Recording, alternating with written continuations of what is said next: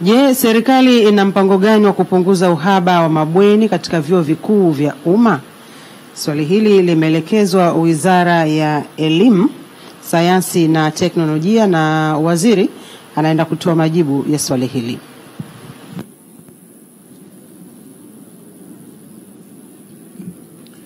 Mheshimiwa Naibu Spika, serikali inatambua changamoto ya uhaba wa malazi ya wanafunzi katika vyuo vikuu vya umma nchini.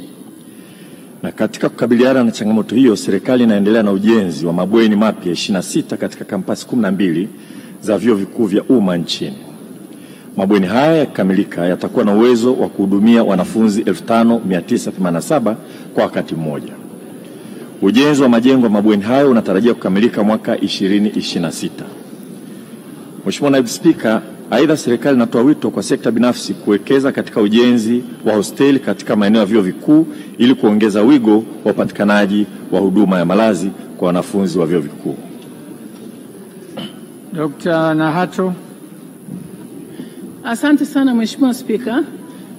Mheshimiwa Waziri, asante sana kwa majibu yako, hasa pale uliposema kwamba sekta binafsi iwekeze. Hapo nimepapenda. Mheshimiwa Spika, naomba kumuuliza maswali mawili ya nyongeza.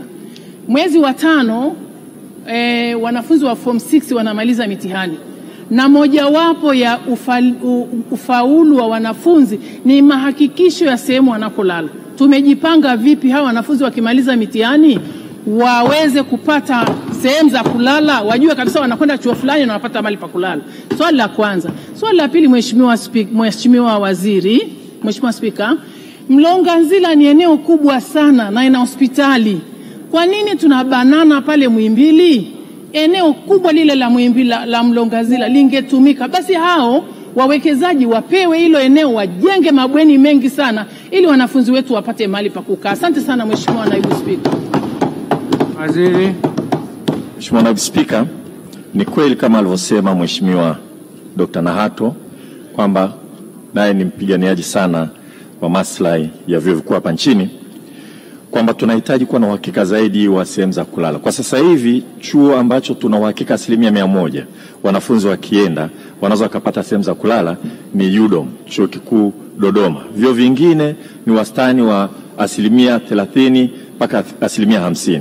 Lakini kama alivyoeleza katika jibu la swala awali Mheshimiwa Naibu Spika, ni kwamba serikali sasa hivi inawekeza sehemu mbalimbali kwa ajili ya kuongeza na kupanua wigo wa kampasi za kulala, na vile vile kuvutia hata kwenye utaratibu wa PPP sekta binafsi kuja kuwekeza kwa ajili ya kuwa na hosteli za wanafunzi.